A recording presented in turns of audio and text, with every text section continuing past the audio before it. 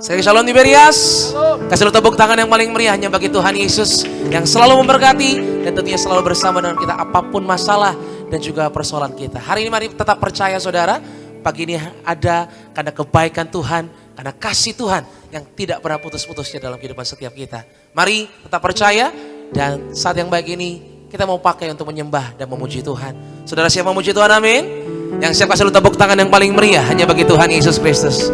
Haleluya. Haleluya. Kita satukan hati saudara. Kita datang sama Tuhan Yesus yang baik. Kita berdoa. Bapa kami yang baik, Bapa kami yang kami sembah dalam putra-Mu ya Tuhan Yesus. Melalui pimpinan-Mu ya Roh Kudus, kami semakin mengerti Tuhan, bahwa semua yang kami nikmati, semua yang kami terima datang dari sorga. Kalau Tuhan yang memberkati kami Tuhan, sebagaimana kami ada sampai kapanpun Tuhan Yesus, kami sadar karena kasih dan kebaikan Tuhan Yesus semata. Terima kasih Roh Kudus buat pimpinan-Mu, buat penjagaan-Mu Tuhan, buat hikmat dan juga berkat. Dan hari ini kami datang untuk mengucap syukur dalam nyanyian kami. Kami berdoa Tuhan Yesus menyerahkan ibadah yang kami adakan Tuhan di sesi yang kedua di Gereja Tiberias Kelapa Gading Nias. Penuh dengan kuasa, penuh dengan kemuliaan Tuhan. Datanglah kerajaan-Mu Tuhan, berkuasalah Engkau Roh Kudus, menjamah setiap kami, agar kami yang menyembah, baik yang ada di tempat ini, bahkan siapapun kami Tuhan yang menyembah secara online, setiap kami mengalami perjumpaan dengan Tuhan. Yang sakit, Tuhan pasti sembuhkan. Yang lemah, Tuhan pasti kuatkan. Yang terikat, Tuhan pasti berikan kelepasan. Ini kami Tuhan, dengan syukur, kami datang di dalam nama Yesus. Haleluya. Sama-sama katakan, amin. Tepuk tangan yang paling meriah bagi Tuhan Yesus Kristus saudara. Kita buka hati kita sama-sama saudara. Hanya bagi Yesus Sang Juru Selamat. Hanya bagi Yesus Sang Tuhan kita saudara.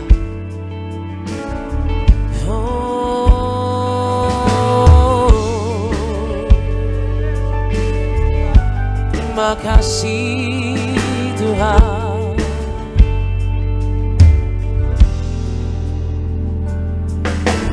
Ajarku berdiam, dekati hatimu di saat ku berpaling, temukan cintamu.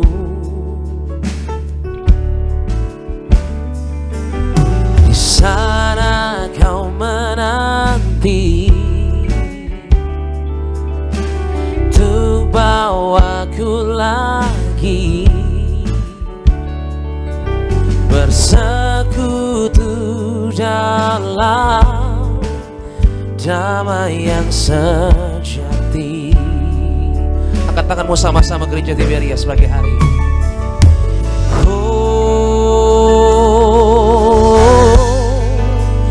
Ku damba hadirmu. Makasih Tuhan.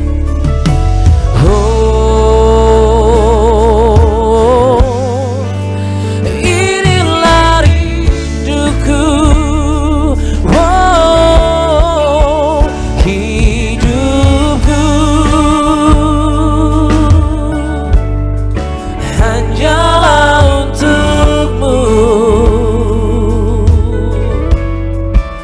Segenap hatiku kagum akan kebaikanmu, dan nafasku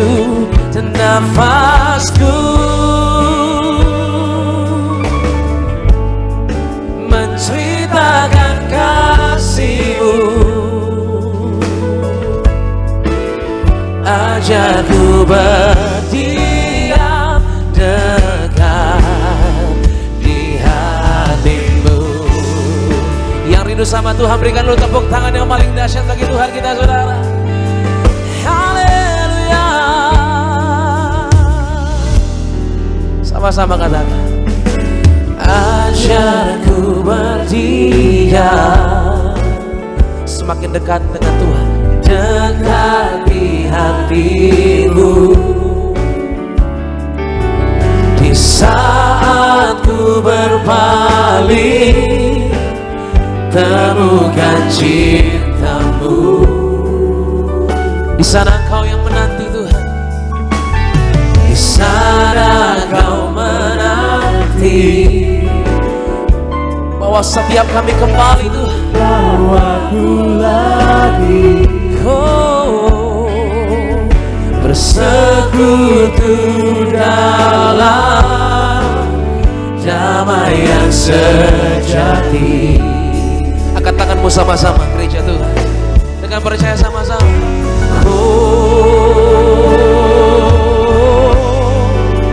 Ku dambahanimu. Haleluya.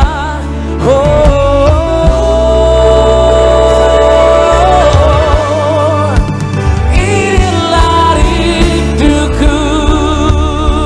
Mari Tiberias katakan, hidupku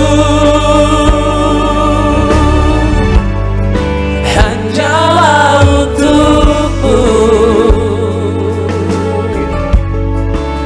Segenap hatiku kagum akan kebaikanmu. Dan nafasku Tuhan, ku menceritakan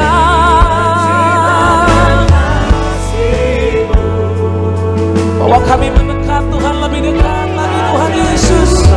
Haleluya. Dekat di hatimu. Mari sambil bangkit berdiri saudara jemaat Tiberias. Pagi hari ini angkat tangan mengatakan, hidupku hanyalah untukmu.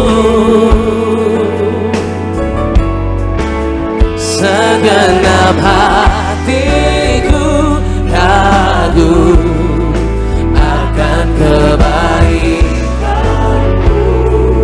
Setiap hembusan nafas kami Tuhan, nafasku menceritakan semua kebaikan Tuhan. Ajar kami mengucap syukur Tuhan apapun yang terjadi pagi hari ini sampai selama-lamanya. Ajarku berdiam dekat di hatimu. Berikan tepuk tangan yang paling meriah bagi Tuhan Yesus Kristus. Come on.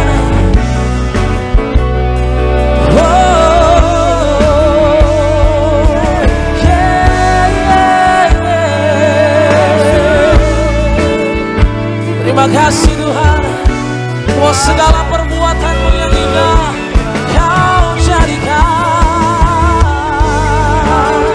Semuanya, segalanya baik. Terima kasih Tuhan Yesus, pakai seluruh kudus. Kami datang dengan syukur kami Tuhan, untuk tetap percaya apapun yang terjadi. Haleluya.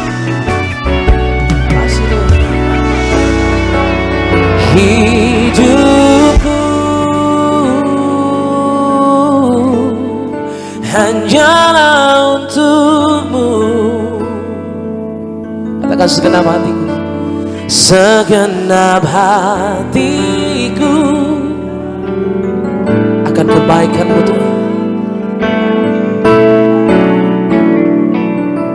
Dan nafasku Tuhan, semua karena kasih karunia Tuhan yang sungguh besar dalam hidup ini. Kami sadar Tuhan, hidup kami suratan yang terbuka di hadapan Tuhan kami yang menyelamatkan, Yesus Kristus namanya. Haleluya. Angkat tanganmu sama-sama gereja Tiberias. Serahkan hidupmu bagi Tuhan. Ini kami Tuhan Yesus. Oh, hidupku hanyalah untukmu. Segenap hatiku kagum akan kebaikan-Mu. Oh, dan nafasku ceritakan kebaikan. Haleluya.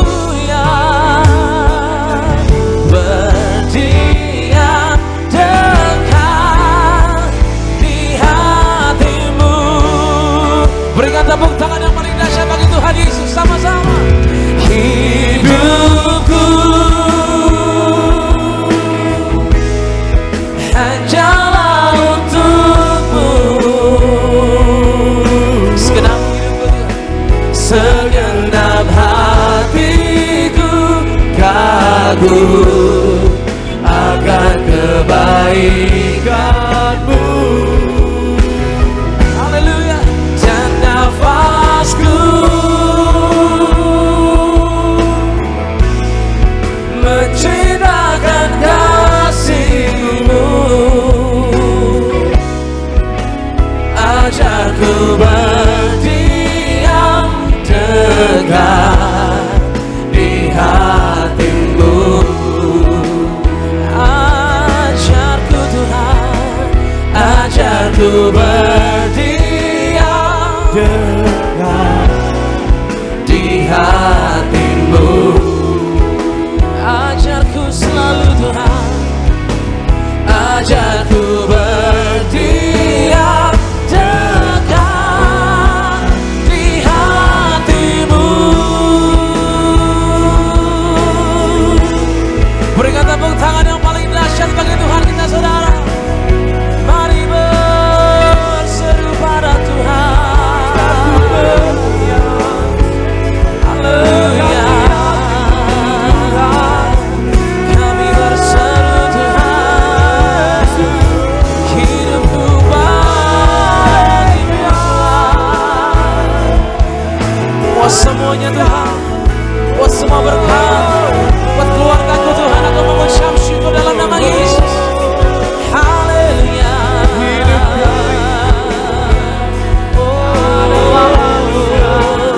Kami berseru Tuhan, makasih Tuhan. Hati kami limpah dengan syukur, hati kami penuh dengan semua yang telah Kau perbuat dalam hidup ini Tuhan. Ajar kami berdiam terus Tuhan dalam hadirat-Mu, tetap percaya akan kasih-Mu, pertolongan-Mu Tuhan. Yang kami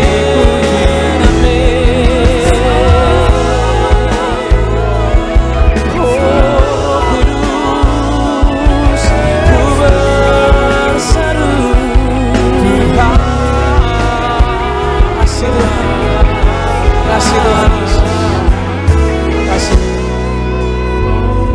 Kasih Tuhan Yesus. Angkat tanganmu sama-sama tinggi saudara. Hidupku hanyalah untuk-Mu, segenap hatiku kagum akan kebaikan-Mu. Dan nafasku menceritakan semuanya Tuhan.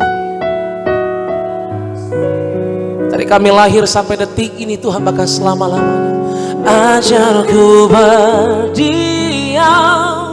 dekat di hati-Mu. Bawa hatimu sama Tuhan, katakan di hadapan Tuhan Yesus.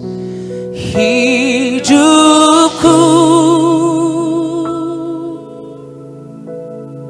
hanyalah untuk-Mu,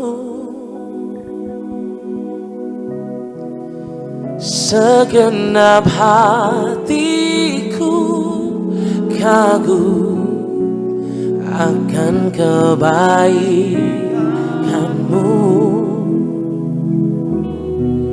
Dan nafasku semuanya Tuhan tahu,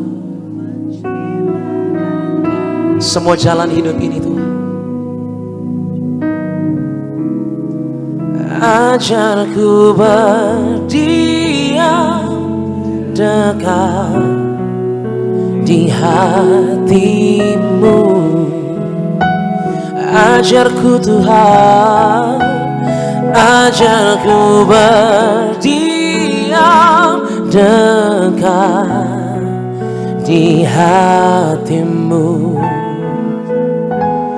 Ajarku Tuhan, ajarku berdiam dekat di hati-Mu. hatimu.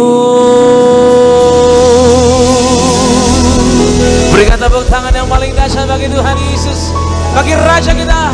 Sorangan haleluya. Haleluya Tuhan, haleluya. Hanya kuasa-Mu Tuhan, hanya berkat-Mu bahkan penyertaan-Mu Tuhan Yesus yang memuaskan setiap kami. Ini setiap kerinduan kami Tuhan, kami sampaikan dalam nyanyian kami. Ajar setiap kami, buat setiap kami dalam hadirat-Mu tetap, agar setiap janji-janji-Mu Tuhan terus terjadi dalam setiap pergumulan, setiap tantangan. Kami tahu kemenangan Tuhan telah janjikan. Bersama dengan Kristus, hidup kami penuh dengan kemenangan.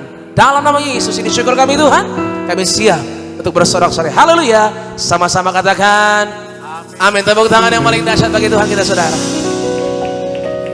Kita berikan tepuk tangan sekali lagi buat Tuhan Yesus. Kita bersorak-sorai bagi kemuliaan nama Tuhan. Amin.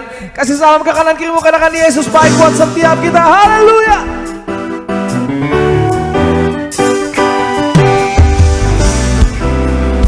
Come on, quiet. 1, 2, 1, 2, 3, go.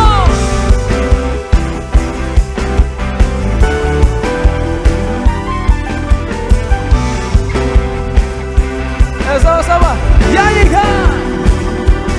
Ku tak pandang dari gereja mana, asal kau berdiri atas firman-Nya. Bila hatimu seperti hatiku, kaulah saudara dan saudariku.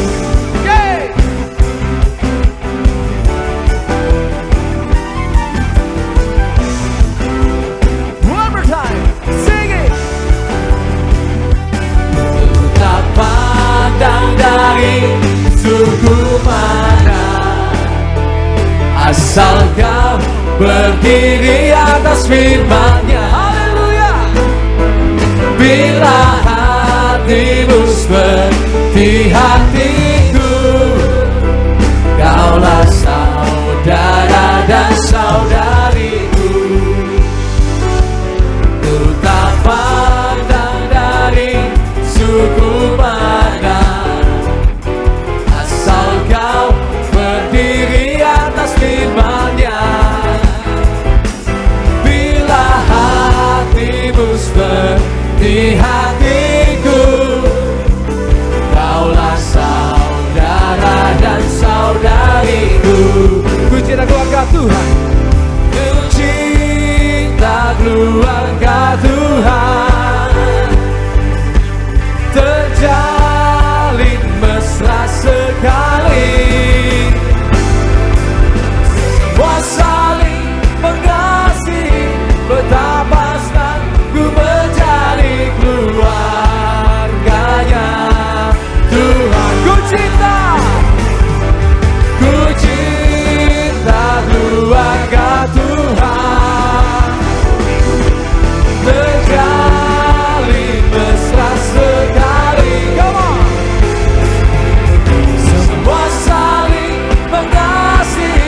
Betapa senang ku menjadi keluarganya Tuhan. Dalam Yesus kita bersaudara. Dalam Yesus kita bersaudara. Dalam Yesus kita bersaudara, sekarang dan selamanya. Yesus kita bersaudara. Dalam Yesus, dalam Yesus ada sukacita, amin. Ada sukacita. Dalam Yesus ada sukacita. Dalam Yesus ada sukacita, sekarang dan selamanya. Dalam Yesus ada sukacita. Kalau kita melihat buat Tuhan Yesus, haleluya.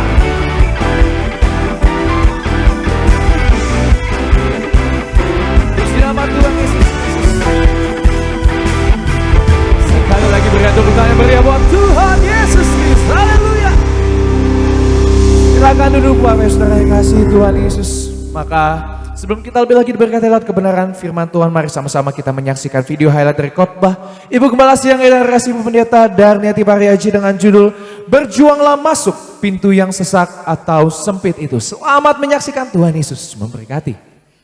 Berjuanglah masuk pintu yang sesak itu atau pintu yang sempit. Jalan yang sempit itu adalah kita tidak memaksakan jalan kita sendiri, tetapi kita akan tempuh jalan dari Tuhan Yesus. Apakah sukar mengerjakan kehendak Allah? Akan sangat sukar jika kita selalu ingin mengambil jalan kita sendiri. Dan sangat susah melakukan kehendak Allah jika kita sudah terbiasa tidak taat. Jadi mengapa Tuhan Yesus menyuruh kita untuk berjuang? Kuasa Allah akan dinyatakan dikala kita taat. Jangan biarkan keraguan atau kebimbangan merasuki pikiran kita.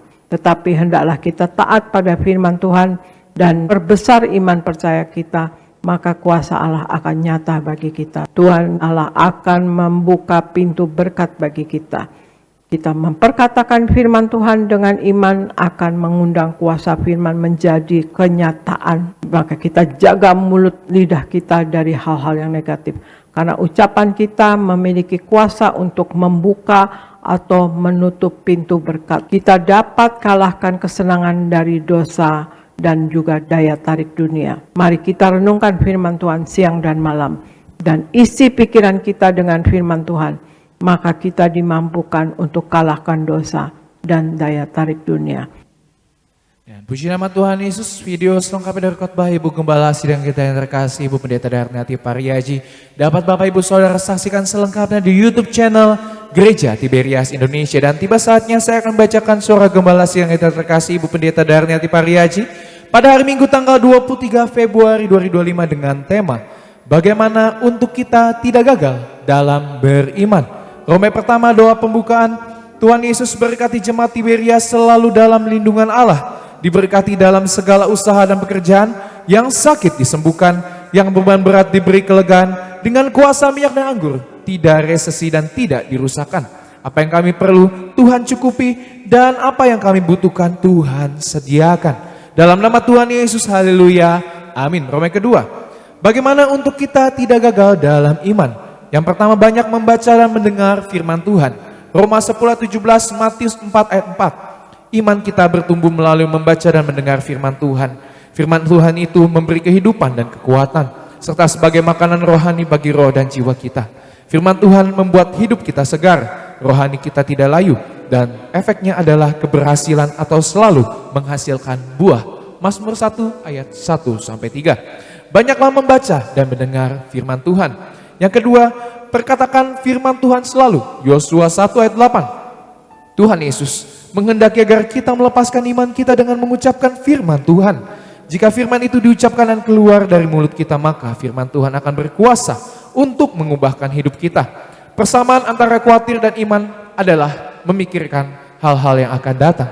Kekhawatiran adalah berpikir dan mengucapkan hal buruk yang akan terjadi. Tetapi iman adalah berpikir dan mengucapkan hal-hal yang indah dan berkat untuk kita alami. Jadi pilihannya ada pada kita. Apakah kita mau khawatir atau kita mau beriman tentang masa depan kita.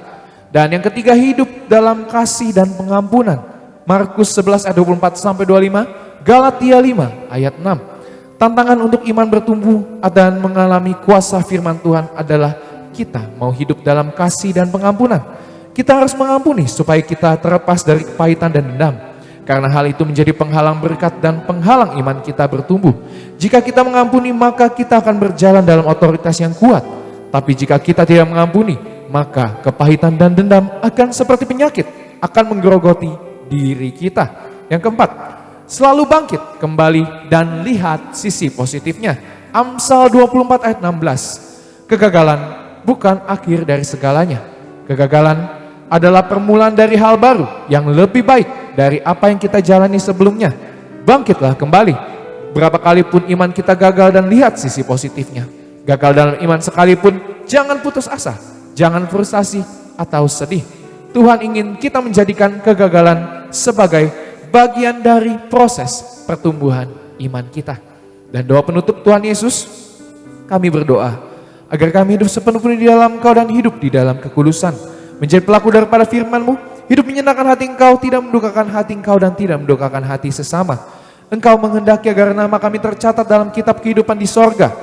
Kalau sampai nama kami tidak tercatat sesuai di dalam Wahyu 20 ayat 14 sampai 15, kami akan mengalami kematian kedua, yaitu lautan api. Kami mau bersungguh-sungguh hidup di dalam Engkau sepenuh-penuhnya. Dan biarlah Roh Kudus selalu mengurapi kami, memenuhi roh, jiwa, dan tubuh kami. Dan dalam hidup ini kami mau selalu bertobat dan bertobat. Belajar dan belajar setiap hari. Belajar firman-Mu, mendalami firman-Mu, dan melakukannya. Dalam nama Tuhan Yesus kami percaya, kalau kami hidup sepenuhnya di dalam Engkau, maka terjadilah doa yang Kau ajarkan sendiri, yaitu hidup kami di bumi seperti di dalam sorga. Dalam nama Tuhan Yesus, haleluya. Amin. Kita berikan tepuk tangan meriah buat Tuhan Yesus. Tiba saatnya kita akan mendengarkan kebenaran firman Tuhan. Mari bersama-sama kita bersatu hati, kita berdoa. Kami bersyukur Tuhan Yesus pada hari ini Tuhan. Kami telah memuji dan menyembah Tuhan Yesus Kristus. Maka kami akan mendengarkan kebenaran firman-Mu pada hari ini Tuhan. Materaikan setiap firman-Mu dalam hidup, dalam hati kami. Agar firman Tuhan berakar, bertumbuh, berbuah, berlipat ganda di dalam setiap hidup kami. Firman-Mu Tuhan Yesus yang menegur, yang menguatkan, menghiburkan setiap kami yang mendengarkannya. Membangkitkan setiap iman kami yang mendengarkannya. Maka berbicaralah Tuhan, karena kami anak-anak-Mu siap untuk mendengarkan suara-Mu hanya dalam nama Tuhan Yesus. Yang siap dengar firman Tuhan, sama-sama kita katakan amin. Mari sama-sama kita bangkit berdiri saudara, kita sambut kebenaran firman Tuhan pada hari ini.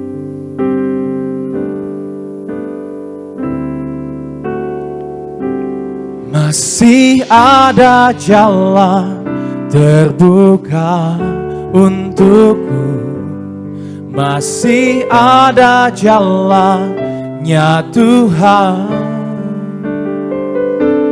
masih ada jalan terbuka untukku. Kulihat kebesaran-Mu, amin Tuhan.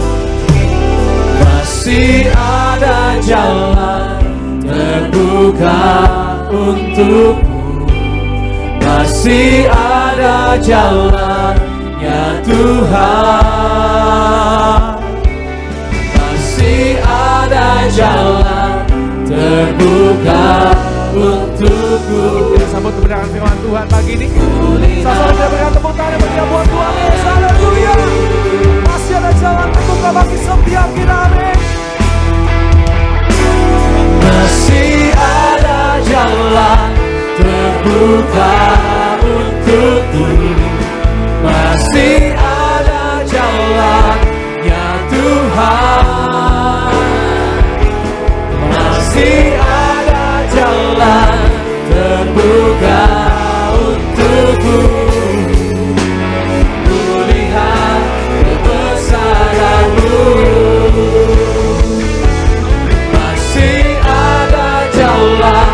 terbuka untukku, masih ada jalannya Tuhan,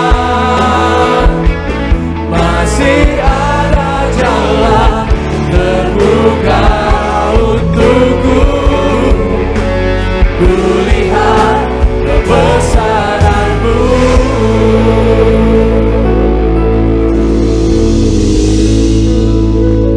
Bapa kami di sorga, di dalam nama Tuhan Yesus Kristus, kami mengucap syukur buat kasih setia-Mu Tuhan, buat kemuliaan-Mu Tuhan Yesus yang Kau nyatakan dalam hidup kami.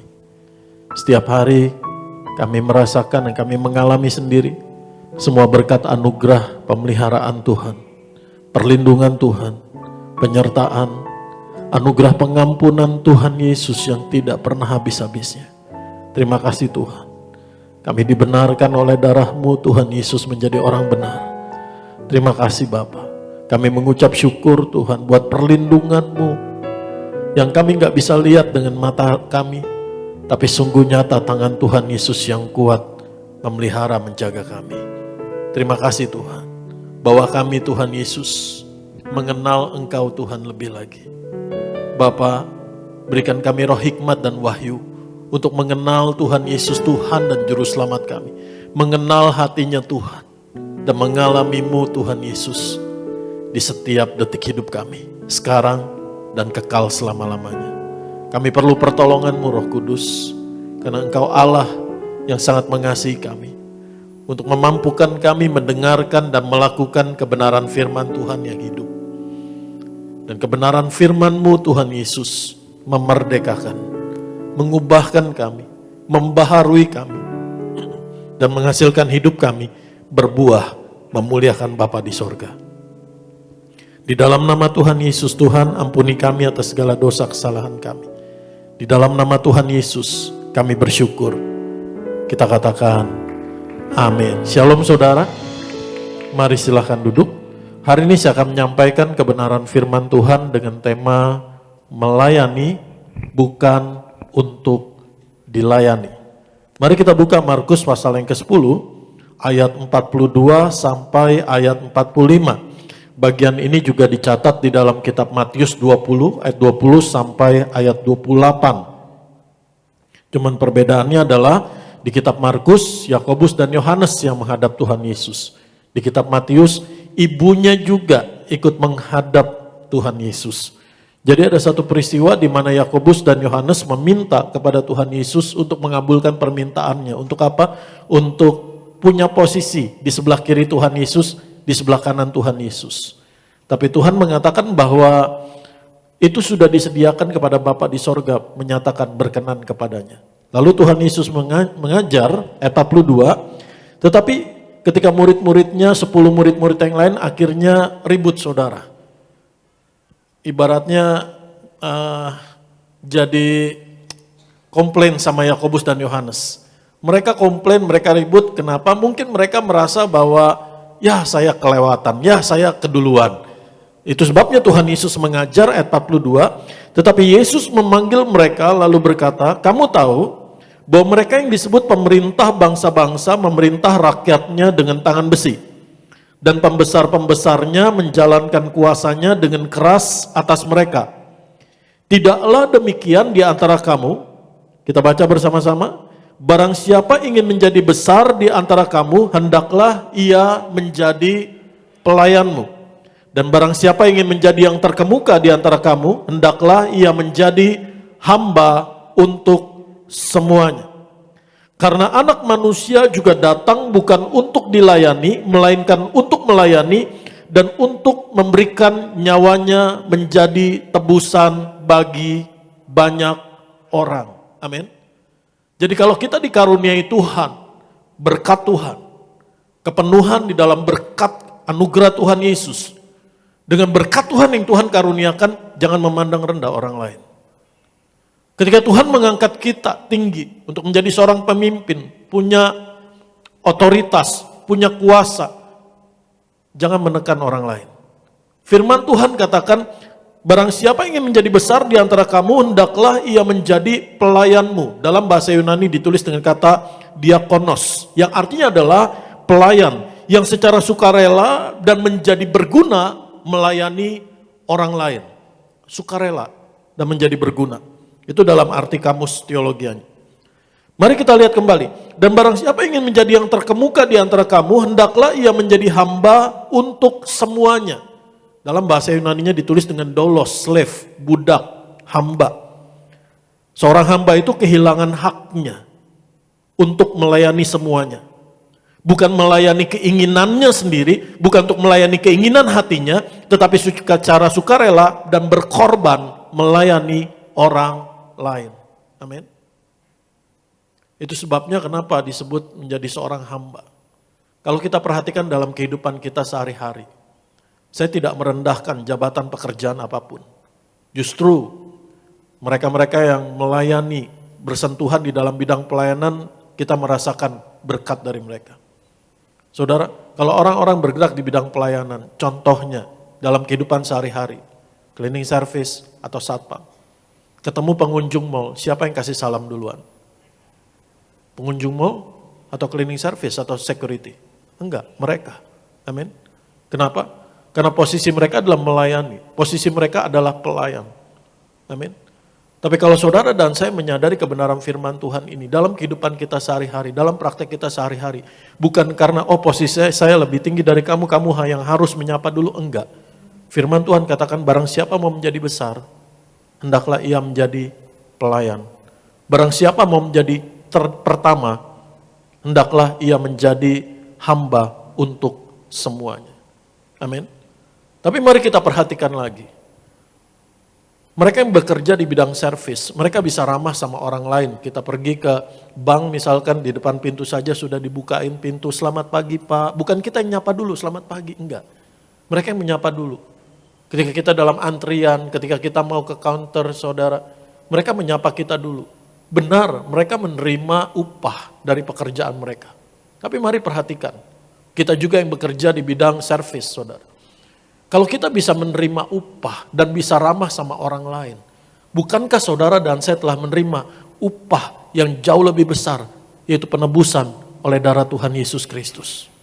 Kita bisa ramah sama orang lain, bukan karena upah dunia, kita bisa ramah sama orang lain, bukan karena upah rupiah yang kita terima, kita bisa ramah sama orang lain, karena firman Tuhan menasihatkan saudara dan saya.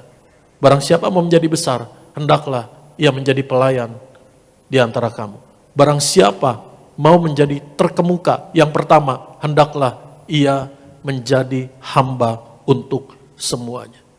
Seringkali kita doa, Tuhan penuhkan berkat-Mu Tuhan dalam hidup saya.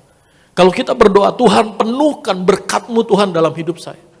Bukan hanya bicara berkat materi, tetapi berkat rohani dan sebagainya. Berkat damai sejahtera dan sebagainya. Maka saudara dan saya juga harus siap untuk mengosongkan apa? Egois. Mengosongkan apa? Gengsi.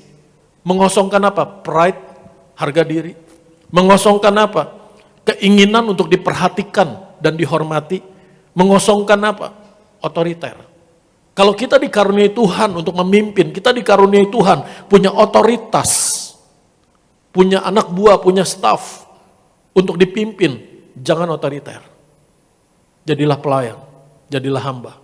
Karena firman Tuhan katakan di sana ayat 45, perbandingannya apa? Karena anak manusia juga datang bukan untuk dilayani, melainkan untuk melayani. Dan untuk memberikan nyawanya menjadi tebusan bagi banyak orang. Amin. Karena seorang hamba, seorang pelayan, yang ada di dalam hati hamba dan pelayan itu adalah kerendahan hati, kelemah lembutan. Kembali lagi, mereka yang bekerja atau kita yang bekerja di bidang servis, yang bersentuhan langsung dengan klien, dengan customer. Ketika kita dikomplain, dibetein, kita masih bisa senyum, betul? Kita masih bisa ramah. Kenapa? Karena kita menerima upah. Karena kita dibayar untuk itu, pekerjaan itu. Kalau kita bisa melakukannya untuk upah rupiah, betapa lebih lagi kalau kita menyadari hidup kita telah ditebus dengan darah Yesus, bahwa kita bukan milik kita sendiri, dan yang menebus kita darah Yesus dengan pengorbanan, dengan siksaan, dengan penderitaan, dengan kesengsaraan yang demikian hebat. Bukankah saudara dan saya meneladani Tuhan Yesus? Bahwa Tuhan Yesus sendiri berkata, aku datang bukan untuk melayani, aku datang bukan untuk dilayani, tetapi untuk melayani. Dan bukan hanya berhenti di sana, tapi untuk menjadi tebusan bagi banyak orang. Saudara renungkan, Tuhan Yesus itu raja di atas segala raja. Allah pencipta segalanya, penguasa yang berkuasa, sumber kuasa di atas segala-galanya. Tuhan Yesus begitu mulia, Tuhan Yesus begitu agung. Bahkan dari perjanjian lama dikatakan ketika Yesaya diberi penglihatan, ketika Yeremia diberi penglihatan, betapa dahsyatnya anak Allah. Ketika Daniel diberi penglihatan, betapa dahsyatnya anak manusia.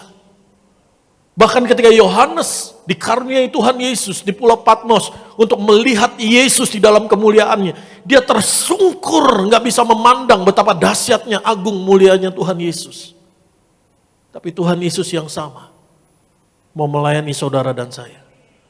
Benar kita mengucap syukur bahwa kita diselamatkan Allah menjadi manusia. Tapi jangan hanya berhenti sampai di sana. Yesus Allah menjadi manusia. Tapi dalam keadaan ini sebagai manusia, dia menjadi seorang hamba. Dia melayani bukan untuk dilayani. Bahkan turun lagi menjadi tebusan bagi banyak orang. Bagaimana dia menjadi tebusan? Dengan mati di atas kayu salib dengan cara yang paling terkutuk, dengan cara yang paling hina, dengan cara yang paling brutal, dengan cara yang paling kejam. Tuhan Yesus menanggungnya buat saudara dan saya. Supaya hari ini saudara bisa mengenal hatinya Tuhan. Betapa Tuhan Yesus sangat sayang, sangat mengasihi kita. Sampai segitunya Tuhan Yesus mau turun jauh lakukan. Hanya untuk menyelamatkan kita yang terhilang. Katakan amin. Suatu hari saya ngobrol sama teman saya. Sebenarnya dokter anak saya udah jadi teman sih. Dia juga orang Kristen dan kita ngobrol gini, bagaimana pengorbanan Tuhan Yesus. Dan satu kalimat perumpamaan yang dia sampaikan kepada saya yang membuat saya merenungkan, wow luar biasa kasihnya Tuhan. Saudara bayangkan, ketika kita baca firman Tuhan, Tuhan Yesus datang untuk melayani, bukan untuk dilayani, untuk menjadi tebusan bagi banyak orang. Saudara mari mulai berimajinasi kebenaran firman Tuhan di dalam tuntunan Roh Kudus. Bayangkan satu hari Bapak Presiden datang ke rumah saudara. Nyapuin rumah saudara, ngepelin rumah saudara, cuciin baju saudara, bahkan sikatin WC saudara. Bagaimana respon saudara?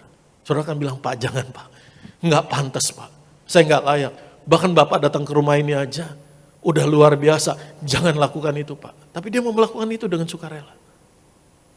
Betapa kita, wow, Pak Presiden ini perhatian banget sama saya, sayang banget sama saya. Atau mungkin kita udah jadi orang yang paling, dalam konotasi positif, jadi orang yang paling GR se-Indonesia.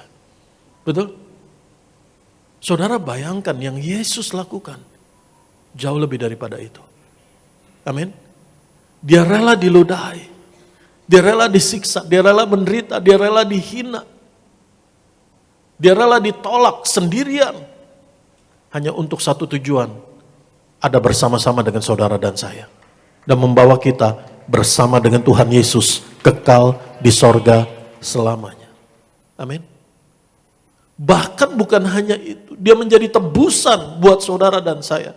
Mari kita lihat di sana ayat 45. Karena anak manusia juga datang bukan untuk dilayani, melainkan untuk melayani dan untuk memberikan nyawanya, hidupnya, jiwanya. Menjadi tebusan bagi banyak orang. Di dalam bahasa Yunani tebusan bagi banyak orang ditulis dengan lutron antipolon. Kata antipolon di sana menekankan bahwa Tuhan Yesus mengambil tempat saudara dan saya. Tuhan Yesus menggantikan tempat kita. Tuhan Yesus menjadi tebusan. Dalam bahasa Yunani ditulis dengan kata lutron, bahasa Inggris artinya ransom atau price for release. Jadi kalau hari ini saudara dan saya merasakan dan mengalami sendiri, dan harusnya kita mengalami karena Yesus sudah menyelesaikannya buat saudara dan saya. Kita dimerdekakan, kita dilepaskan dari belenggu dosa, kita dibebaskan. Semua karena ada harganya. Ada harga yang harus dibayar, ada tebusan yang harus dipenuhi. Dan Yesus sudah membayar tebusan itu atas dosa, atas hukuman dosa, bukan dibayarkan kepada setan. Karena ketika Tuhan Yesus berseru di atas kayu salib, Tuhan Yesus, 7 perkataan Tuhan Yesus selalu tertuju pada Bapa di sorga. Ya Bapa, ampunilah mereka, sebab mereka tidak tahu apa yang mereka perbuat. Sampai kalimat terakhir, ya Bapa, ke dalam tanganmu kuserahkan nyawaku. Dan di kalimat sebelum kalimat terakhir, Tuhan Yesus berkata, tetelestai. Perkataan Tuhan Yesus ini sudah selesai, menjadi bukti bahwa tebusan, pembayaran hukuman atas dosa, penebusan atas kutuk dosa, pelunasan, penanggungan hukuman atas dosa, sudah Tuhan Yesus yang selesaikan di atas kayu salib buat saudara dan saya. Arti kata tetelestai memiliki banyak makna. Yang pertama adalah suatu pekerjaan yang sudah diselesaikan secara tuntas. Yang kedua, tetelestai artinya berkaitan dengan keuangan, paid fully, sudah dibayar dengan penuh. Jadi kalau saudara terima satu kwitansi pada zaman itu, kita kembali kepada konteks orang Yahudi, juga terkait dengan konteks zaman sekarang. Kalau saudara sudah terima kwitansi, terima invoice, saudara bayar, saudara akan menerima kwitansi atau invoice itu akan dicap lunas. Kalau ada dicap lunas, saudara nggak akan ditagih 2 kali. Betul? Ada bukti bahwa sudah dilunaskan penuh. Kalau lunasnya, kalau masih cicil belum ditulis lunas, masih ada keterangan pembayaran sebagian. Tapi kalau lunas artinya semuanya lunas. Dan ketika Tuhan Yesus dengan darah yang tercurah di atas kayu salib mengatakan tetelestai, it has been finished, it is fully paid.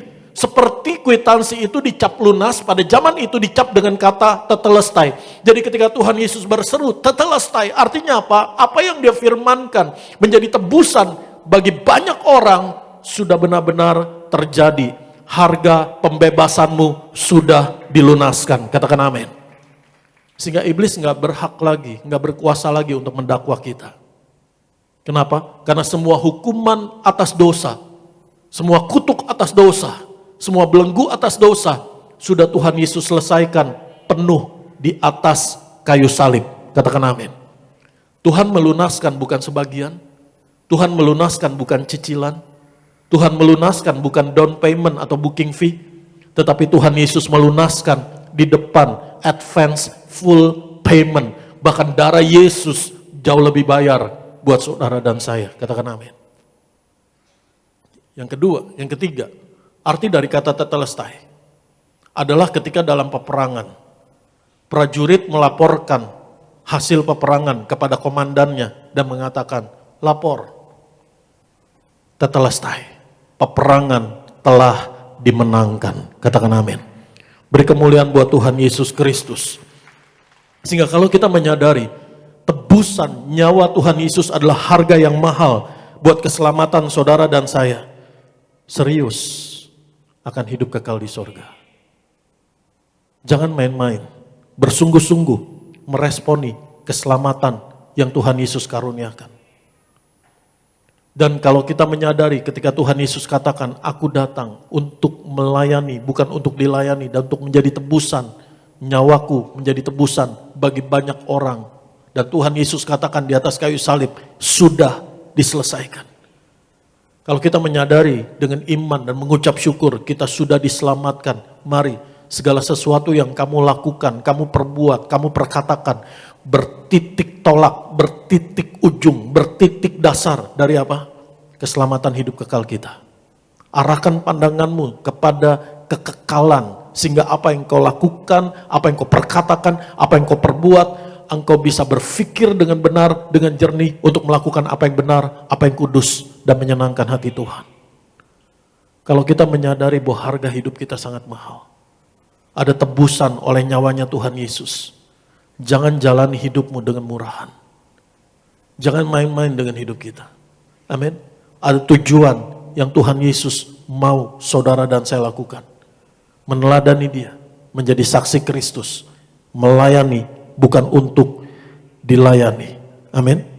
Kalau kita menyadari Tuhan Yesus telah menebus kita dengan tebusan, ada harga yang sudah dibayar di atas kayu salib, dan harga pembebasan kita adalah belenggunya Tuhan Yesus. Dia tanggung belenggu itu di atas kayu salib. Dia diikat, dia dirantai, dia dipukuli, habis-habisan, hancur-hancuran. Dia dicambuk, dipermalukan, dihina, dicaci maki, dicemooh, dibanting, ditarik dan sebagainya. Kalau saya merenungkan pengorbanan Tuhan Yesus, yang membuat saya selalu bersyukur akan kasih-Nya Tuhan. Ketika saya ada dalam tekanan, dalam masalah, dalam persoalan, bahkan yang berat sekalipun. Sebelum saya berdoa, Tuhan tolong saya dari segala masalah ini, bawa saya keluar dari pergumulan ini. Yang saya lakukan, yang Tuhan Yesus ajar saya adalah untuk mengingat, merenungkan dan mengucap syukur buat kasih pengorbanannya Tuhan. Kalau Tuhan sudah melakukan itu buat saudara dan saya, bagaimana mungkin Tuhan tidak menolongmu dalam pergumulanmu? Kalau Tuhan Yesus sudah menebus kita menjadi miliknya, bagaimana mungkin Tuhan tidak bertanggung jawab dalam hidup saudara dan saya? Dia pasti menolong kita, dia pasti memelihara kita, dia pasti melindungi kita. Dan kalau kita percaya bahwa hidup kita telah ditebus menjadi milik kepunyaannya Tuhan Yesus, hidupmu bukan lagi untuk khawatir, hidupmu bukan lagi untuk takut, tetapi percaya Tuhan Yesus pemilik hidup kita. Dan kalau kita percaya Tuhan Yesus pemilik hidup kita, kita pun bertanggung jawab hidup kita kepada pemilik hidup kita, Yesus Kristus Tuhan kita. Yesus Master, Tuan di dalam hati kita, Tuhan. Amin. Bukan lagi keinginan hati kita yang menjadi tuannya, bukan lagi hati kita yang menjadi masternya. Itu sebabnya Roh Kudus dikaruniakan untuk kita memiliki penguasaan diri. Sebenarnya apa? Penguasaan hati. Karena hati kita ini dipenuhi dengan keinginan dan keinginan. Karena hidup yang dalam daging ini masih ada keinginan-keinginan. Dan iblis berusaha menipu di hati pikiran kita dengan segala keinginan-keinginan dosa. Itu sebabnya firman Tuhan katakan kuasai dirimu. Untuk kita menguasai hati kita dan menyadari Tuhan Yesus yang telah menebus kita, yang menjadi Tuhan, Master, Tuan dalam hidup kita adalah Yesus Tuhan kita. Bukan lagi untuk menservis, melayani keinginan hati kita, tapi untuk melayani keinginan hatinya Tuhan. Amin. Mari kita lihat di sana. Kita buka kembali Markus pasal yang ke-10 ayat 45. Markus 10 ayat 45, kita baca, nanti tolong dibuka 1 Petrus 1 ayat 18 sampai 19. Karena anak manusia juga datang bukan untuk dilayani, melainkan untuk melayani. Dan untuk memberikan nyawanya menjadi tebusan bagi banyak orang. Amin. Mari kita buka 1 Petrus 1 ayat 18 sampai ayat 19. Kita baca bersama-sama. Sebab kamu tahu bahwa kamu telah ditebus dari cara hidupmu yang sia-sia, yang kamu warisi dari nenek moyangmu itu bukan dengan barang yang fana, bukan pula dengan perak atau emas. Amin. Kenapa ditulis begini ayat 18? Kita kembali ke ayat 18. Supaya kita sadar bahwa kita telah menerima berkat yang terbaik, anugerah yang termahal, anugerah yang terindah, penebusan oleh darah Tuhan Yesus. Benar, kita hidup di dunia, kita masih perlu secara ekonomi, keuangan, aset dan sebagainya. Tapi percayalah, kalau kita menyadari penebusan oleh darah Tuhan Yesus, jauh lebih bernilai, jauh lebih mahal dan kau telah menerimanya. Hidupmu bukan lagi untuk mengejar emas atau perak, tapi untuk menjadi saksi Kristus, melayani Tuhan. Kalau Tuhan berkati dalam pelayananmu, Tuhan berkati dalam panggilanmu menjadi saksi Kristus, Tuhan memberkati pelayananmu, Tuhan berkati hidupmu sebagai anak Tuhan, itu adalah berkat Tuhan. Mengucap syukur untuk itu. Tapi hidup saudara dan saya bukan lagi untuk mengejar apa yang fana, yang pada akhirnya membawa orang terjerumus ke dalam kebinasaan. Tapi untuk kita bersyukur bahwa kita telah ditebus, kita telah menerima apa yang jauh lebih daripada emas dan perak, yaitu penebusan oleh darah Tuhan Yesus. Mari kita kembali di sana. Sebab kamu tahu bahwa kamu telah ditebus dari cara hidupmu yang sia-sia, yang kamu warisi dari nenek moyangmu itu bukan dengan barang yang fana, bukan pula dengan perak atau emas. Jadi tidak menukar pengorbanan Tuhan Yesus dengan mengejar perak atau emas. Ayat 19. Melainkan dengan darah yang mahal, yaitu darah Kristus yang sama seperti darah anak domba yang tak bernoda dan tak bercacat. Amin. Jadi kalau kita menyadari bahwa Tuhan Yesus telah menebus kita dengan harga yang sangat mahal, keselamatanmu itu begitu mahal. Keselamatan kita itu begitu berharga, sehingga kita nggak main-main dengan keselamatan yang Tuhan karuniakan. Kita akan bersungguh-sungguh. Ketika ada godaan dosa, kita bisa menang atas godaan dosa karena menyadari harga penebusan untuk dosa itu sangat mahal. Pengorbanan, penderitaannya, Tuhan Yesus yang demikian hebat, hanya dengan satu tujuan, kita diselamatkan. Kita ada bersama Tuhan Yesus. Tuhan Yesus ada bersama dengan kita, tidak terpisahkan sampai selama-lamanya. Amin. Jadi kalau kita menyadari bahwa kita ini telah ditebus, dan Tuhan Yesus sendiri memberi teladan untuk melayani, bukan untuk dilayani. Sadari posisi kita selalu. Ini yang membuat kita untuk bisa menang atas kesombongan, atas pride, atas egois, atas harga diri, atas apalagi, atas gengsi, atas keinginan untuk diperhatikan, dihormati. Kalau kita menyadari sesungguhnya saudara dan saya adalah budak yang sudah dibebaskan, hamba yang sudah dimerdekakan. Katakan amin. Dan kata tebusan di sana mungkin kalau kita sekarang jarang terjadi atau mungkin nggak terjadi, saudara. Arti kata tebusan. Tapi ketika Markus menulis kepada jemaat, Tujuan Injil Markus adalah memberi kekuatan kepada jemaat-jemaat orang-orang percaya yang tinggal di Roma karena mereka pada saat itu mengalami penindasan, aniaya karena iman percaya mereka. Apalagi juga ada orang-orang yang memang menjadi budak, menjadi hamba yang dibelenggu, nggak punya hak, diperjualbelikan, nggak punya masa depan. Mereka nggak punya wewenang atas hidup mereka sendiri. Yang mempunyai wewenang, yang bisa mengatur hidup mereka adalah Tuhan mereka. Tapi satu hari mereka dilepaskan. Ada harga untuk membayar tebusan, kelepasan, kemenangan, kemerdekaan itu. Amin. Itu sebabnya Injil Markus memberi kekuatan kepada orang-orang percaya yang menderita pada zaman itu. Dan pada zaman itu terjadi perbudakan, terjadi aniaya.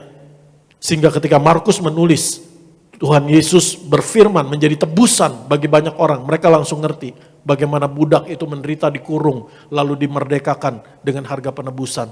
Demikianlah saudara dan saya. Tanpa penebusan Tuhan Yesus, kita akan terbelenggu oleh dosa. Dan kita pasti terbelenggu oleh dosa. Tetapi oleh penebusan Tuhan Yesus, saudara dan saya sudah dilepaskan, dibebaskan, dimerdekakan. Katakan amin. Kalau kita menyadari ini, bagaimana bisa gengsi, pride, harga diri itu masih terus nempel di kita yang membuat kita sombong dan sebagainya? Enggak.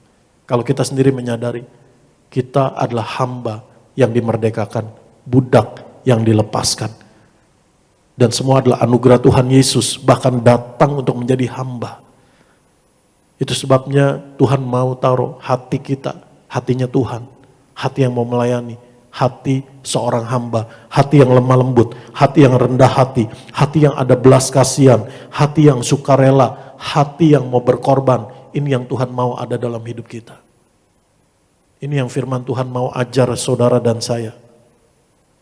Untuk merasakan kasihnya Tuhan Yesus, bahwa Tuhan Yesus sangat mengasihi kita, dan untuk membentuk hati kita, hati yang mau melayani Tuhan. Karena posisi hamba, itu gak akan menjadi ancaman buat orang lain. Betul? Posisi seorang hamba yang seringkali memang dianggap rendah, itu gak menjadi ancaman buat orang lain. Jadi ketika saudara memposisikan diri melayani Tuhan sebagai seorang hamba bagi orang lain, itu gak menjadi ancaman buat orang lain. Orang gak memandang saudara, ini orang mau ngapain, enggak. Saudara bisa berinisiatif lebih dulu, memberi salam lebih dulu, memberi hormat lebih dulu. Sekali lagi, Tuhan berkati kita. Jangan sekali-kali gunakan berkat Tuhan itu untuk mengukur orang lain dengan segala berkat yang kita miliki, atau merendahkan orang lain. Jangan. Atau dengan jabatan, posisi, otoritas yang Tuhan Yesus karuniakan. Jangan gunakan itu yang adalah berkat Tuhan untuk menekan orang lain.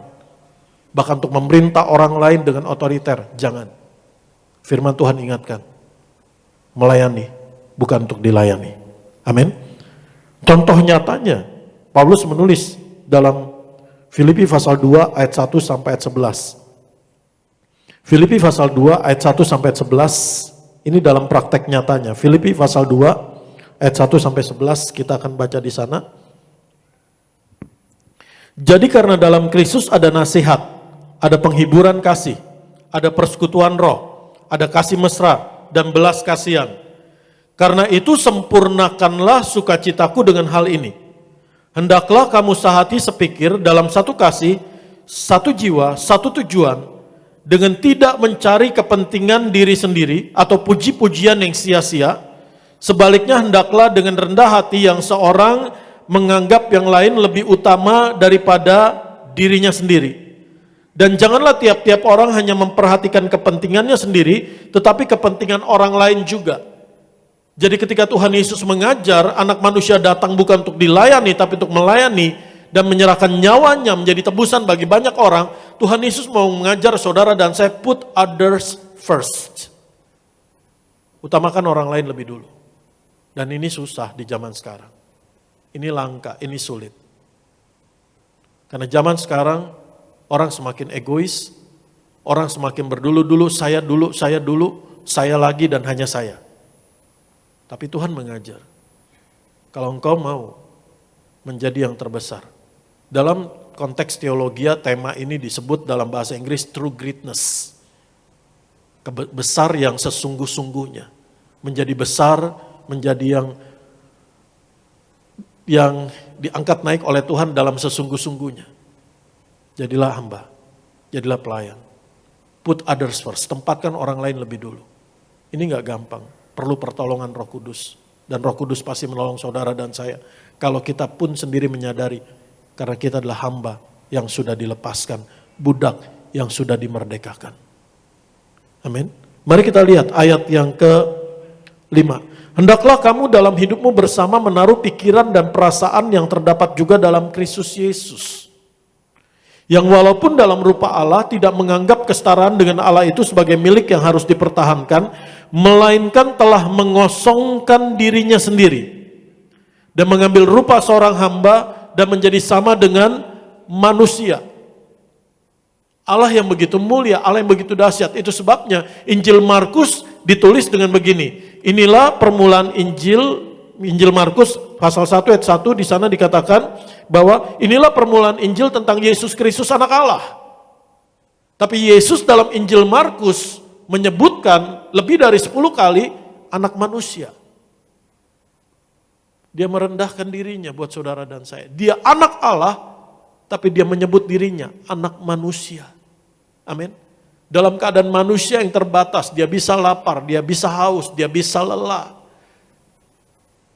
Dia mengambil nature tambahan, dia Allah sepenuhnya tetapi dia mengambil nature tambahan menjadi manusia hanya untuk menggantikan tempat saudara dan saya. Bahkan ketika dia menjadi manusia, dia bukan menjadi manusia yang biasa-biasa. Firman Tuhan katakan dia turun lagi, turun bahkan yang sampai ke paling bawah hanya untuk menjumpai saudara dan saya yang sedang ada di bawah untuk diangkat naik oleh Tuhan. Filipi pasal yang kedua ayat yang ke-7.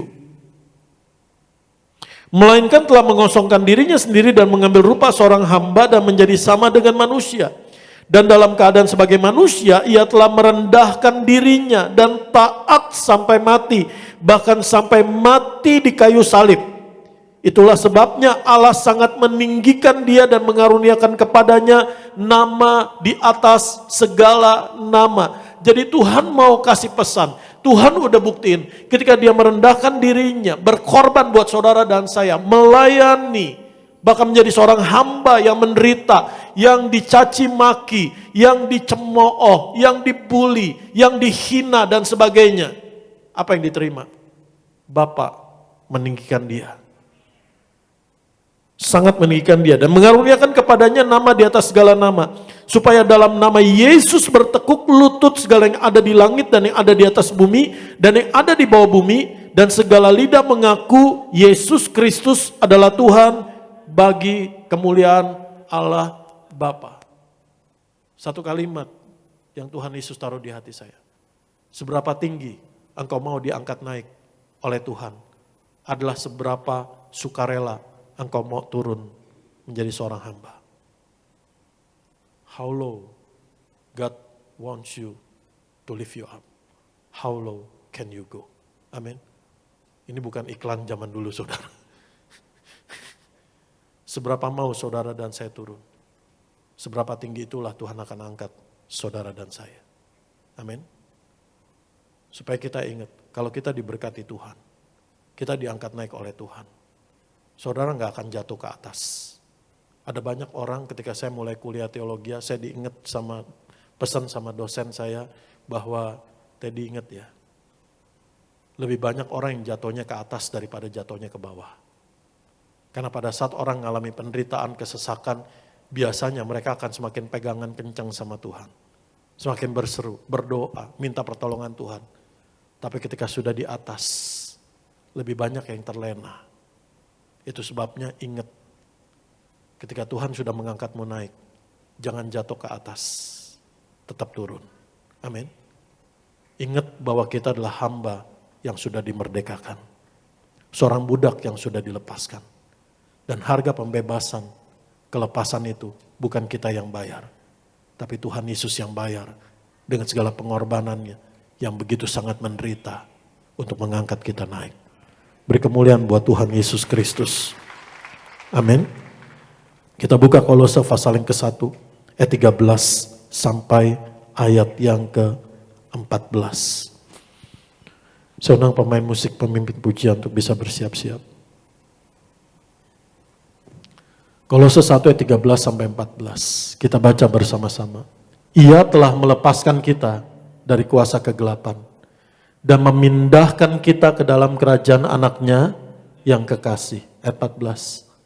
Di dalam dia kita memiliki penebusan kita, yaitu pengampunan dosa. Bagaimana Tuhan Yesus melayani?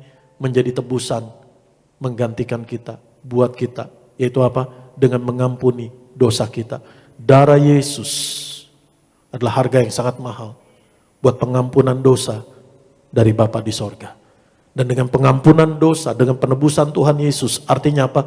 Saudara dan saya juga sudah dipindahkan dari kegelapan ke dalam kerajaan anaknya yang kekasih. Kalau engkau menyadari kebenaran firman Tuhan ini, saya telah ditebus, saya telah diampuni Tuhan Yesus. Itu artinya engkau telah dipindahkan ke dalam kerajaan terang Tuhan Yesus. Jangan lagi takut. Kuasa kegelapan bisa memanifestasikan kuasanya. Jangan terkecoh. Fokusmu bukan untuk, wah, ini perkara yang aneh nih. Kok bisa terjadi seperti ini? Enggak. Fokusmu tetap. Kuasa kemuliaan Tuhan Yesus begitu nyata. Kalau kuasa kegelapan bisa menyatakan kuasanya, bisa memanifestasikan kuasanya, betapa lebih lagi nyata manifestasi kuasa terang kemuliaan Tuhan Yesus Kristus. Katakan amin. Itu sebabnya jangan lagi takut. Kamu telah ditebus. Kamu telah diampuni. Kamu telah dipindahkan ke dalam kerajaan anaknya yang kekasih. Kalau kita menyadari ini, kita telah diampuni untuk melayani, bukan untuk dilayani. Artinya untuk kita juga memiliki hati yang penuh dengan pengampunan. Karena kita sendiri seorang hamba yang telah dimerdekakan. Amin. Bukan lagi untuk, nggak bisa Pak, ini harga diri, ini pride. Dia sudah nyinggung harga diri saya nggak bisa ngampuni dia. Enggak. Kalau kita menyadari keadaan kita adalah hamba yang sudah dimerdekakan. Seorang budak yang sudah dilepaskan. Bahkan harganya bukan kita yang bayar, tapi Yesus yang bayar buat saudara dan saya. Kita juga bisa mengampuni orang yang bersalah pada kita. Yang terakhir, mari kita lihat. Tuhan Yesus membuktikan apa yang dia ajarkan, melakukan apa yang dia katakan. Anak manusia datang, bukan untuk dilayani, tapi untuk melayani. Dan memberikan nyawanya menjadi tebusan bagi banyak orang. Setelah peristiwa ini, lalu apa yang terjadi? Tuhan Yesus berjalan menuju Yerusalem lewat kota Yeriko. Ada seorang buta yang bernama Bartimeus. Saudara sering dengar ceritanya. Dia berteriak. Ketika dia tahu Yesus dari Nazaret sedang lewat. Dia nggak mau menyia-nyiakan kesempatan. Dia sudah mendengar tentang Yesus. Bagaimana Tuhan Yesus menerima semua orang, bahkan orang yang terbuang, orang kusta yang udah dikucilkan, orang buta, pengemis, orang berdosa, semua yang ditolak oleh pemimpin agama. Tuhan Yesus menyelamatkan, menyembuhkan, dan memulihkan. Sehingga dia gak melewatkan kesempatan itu. Dia berseru, Yesus anak Daud, kasihanilah aku. Dan pada saat itu bising banget. Pada saat itu berisik banget, semua orang pada berteriak, berseru dan sebagainya. Tetapi dia semakin berseru ketika dia dikatakan diam. Semakin dia katakan, Yesus anak Daud, kasihanilah aku. Yesus melayani banyak orang, betul. Tapi Yesus juga melayani bahkan untuk satu pribadi. Dia berhenti di tengah waktunya yang begitu berharga. Karena ini udah tinggal 2 hari lagi sebelum penyalipannya. Dia berhenti khusus buat satu orang buta yang ditolak oleh orang di sekitarnya. Dan dia berkata, ayat 51. Ketika saya merenungkan, saya baca lagi perkataan Tuhan Yesus ini. Saya semakin merasakan betapa kasihnya Tuhan itu luar biasa. Apa yang dia katakan, apa yang dia ajarkan, aku datang bukan untuk dilayani, tapi untuk melayani. Dan untuk menyerahkan nyawaku menjadi tebusan bagi banyak orang. Perhatikan kalimat Tuhan Yesus, ayat 51. Ayat 51. Markus pasal yang ke-10. Markus pasal 10 ayat 51. Tanya Yesus kepadanya, apa yang kau kehendaki aku perbuat bagimu? Jawab orang buta itu, Rabuni, supaya aku dapat melihat. Saya renungkan lagi perkataan Tuhan Yesus ini. Tuhan gak bilang gini, aku mau kamu begini, kamu begitu. Tuhan bukan sedang memerintah orang buta ini. Tapi Tuhan sedang melayani orang buta ini dengan mengatakan, apa yang kamu kehendaki? Apa yang kamu mau? Aku perbuat bagimu. What can I serve you? Bagaimana saya bisa melayani kamu? Apa yang mau kamu terima dari saya? Apa yang kamu kehendaki? Supaya aku perbuat bagimu. Tuhan bukan sedang bilang, aku berkehendak kamu begini, kamu begitu. Enggak, walaupun Tuhan bisa ngomong gitu dan orang itu sembuh. Aku berkehendak kamu melihat, pasti sembuh. Tapi perkataan Tuhan Yesus ini menunjukkan hatinya sebagai seorang hamba, seorang pelayan. Apa yang kamu kehendaki, aku perbuat bagimu. Amin. Saya berdoa, perkataan Tuhan Yesus ini juga selalu ada di hati kita. Ketika kita berinteraksi dengan orang lain, di dalam keluarga kita, ini akan mengikis egoisme kita. Ini akan mengikis pride kita, kesombongan kita. Ini akan memantapkan hatinya Tuhan Yesus di hati saudara dan saya. Apa yang kamu kehendaki, saya perbuat bagimu. What can I do for you? How can I help you? Amin. Peduli dengan orang lain. Melayani orang lain. Bahkan melayani orang lain kalau saudara nggak langsung bisa ketemu langsung. Melayani orang lain dalam apa? Mendoakan orang lain. Isi doamu jangan egois, hanya diri kita melulu, masalah kita melulu. Doakan orang lain. Karena ketika engkau mendoakan orang lain, yang pertama, Tuhan Yesus akan memberi saudara dan saya kekuatan. Kekuatannya bagaimana? Kita pikir masalah kita yang paling besar. Kita pikir kita yang paling menderita di muka bumi ini. Kita pikir kita memiliki persoalan yang paling berat. Tapi ketika saudara mulai mendoakan orang lain, di situ Tuhan akan bukakan ada orang-orang yang masalahnya jauh lebih berat dari saudara. Ada orang-orang yang sedang bergumul dengan pergumulan yang lebih berat dari saudara. Dan kalau Tuhan utus kamu, mulutmu, hatimu untuk mendoakan orang itu, artinya Tuhan juga sedang menjawab doa orang itu. Dan percaya ada orang lain juga yang sedang mendoakanmu dan Tuhan sedang menjawab doamu. Yang kedua, kita bisa mengucap syukur. Bukan nyukurin orang lain lebih berat dari kita, enggak. Kita bisa mengucap syukur. Bahwa dalam keadaan kita, dalam pergumulan kita, dalam kesesakan kita, ada kekuatan yang Tuhan berikan. Amin. Kita enggak playing victim di hadapan Tuhan. Tuhan, ini masalah saya paling berat, enggak. Engkau bisa menerima kekuatan yang dari Tuhan. Kalau Tuhan tolong orang lain, Tuhan tolong kita juga. Amin. Berkemuliaan buat Tuhan Yesus Kristus. Mari saudara bangkit berdiri.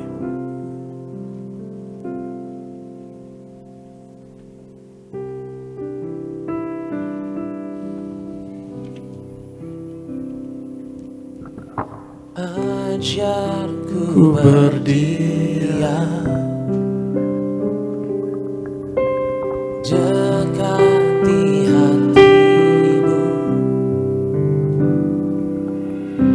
saat ku berpaling, temukan cintamu.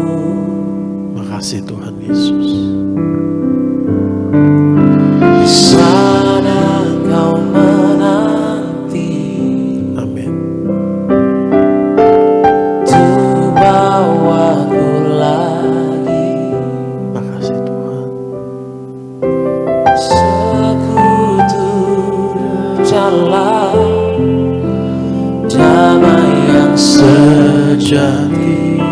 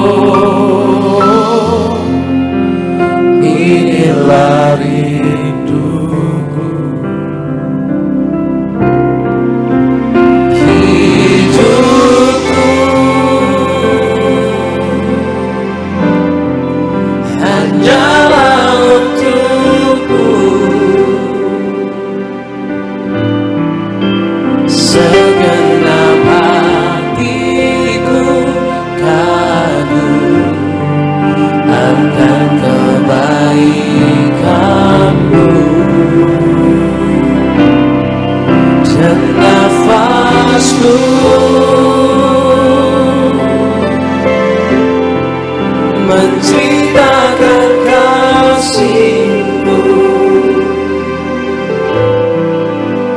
Ajarku berdiam dekat di hati-Mu.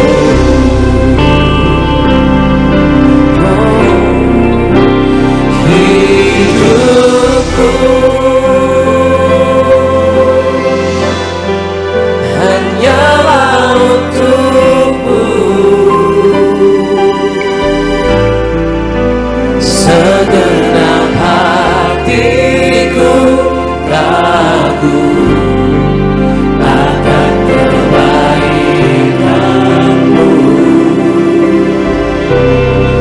dan nafasku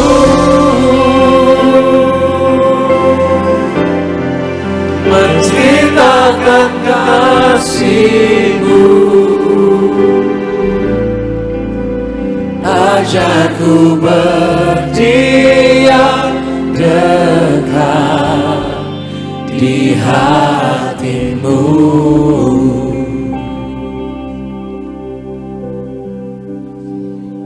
Terima kasih Tuhan.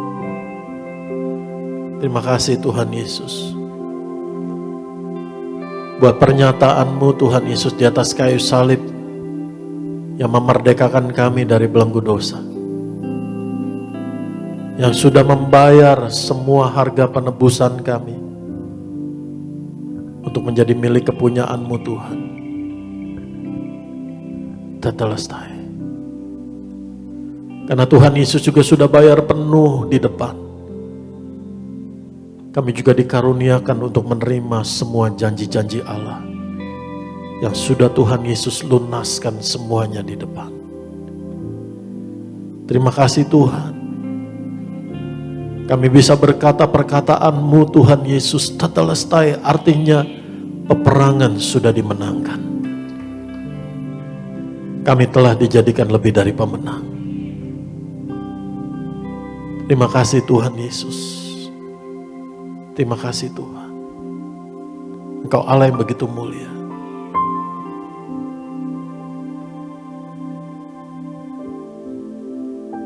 Saya mau berdoa buat saudara.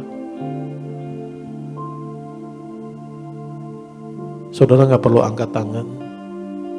Baik yang saudara ada di tempat ini maupun yang ada di rumah. Kalau engkau sedang ada masalah dengan orang lain karena ada orang lain yang melukai harga dirimu, pagi hari ini ampuni. Yesus telah merelakan harga dirinya diinjak-injak. Hanya dengan satu tujuan.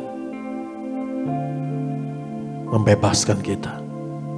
Menyelamatkan kita.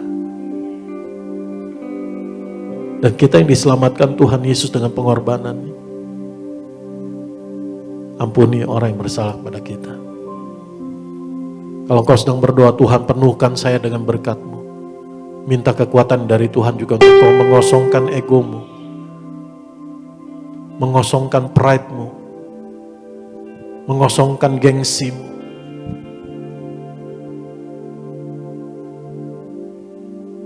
Terima kasih Tuhan Yesus. Terima kasih Tuhan. Hidupku hanyalah untuk-Mu,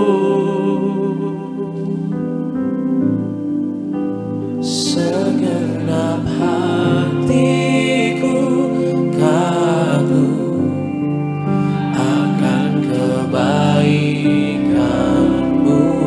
Terima kasih Tuhan Yesus. Dan nafasku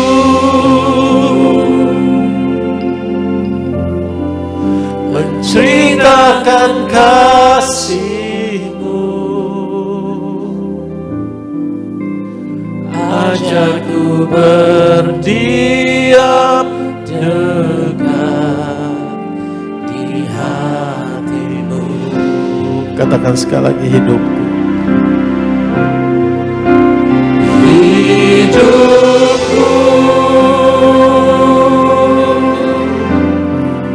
hanyalah untuk-Mu,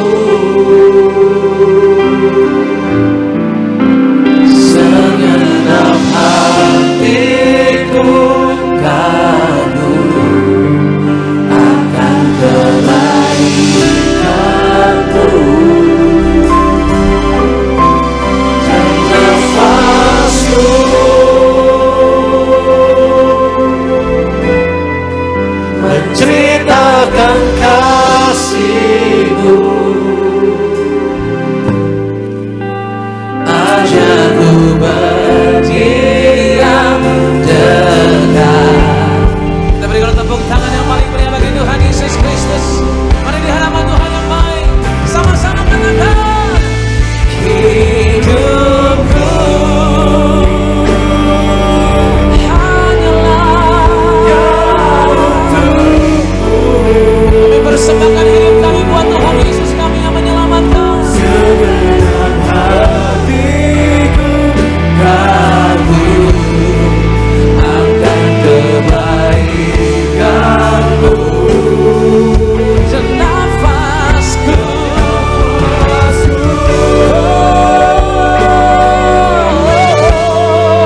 menjinakkan kasih-Mu. Ajarku oh kudus, ajarku berdiam dekat di hati-Mu. Ajarku Tuhan, ajarku berdiam dekat di hati-Mu. Ajarku selalu Tuhan, haleluya. Ajarku berdiam dekat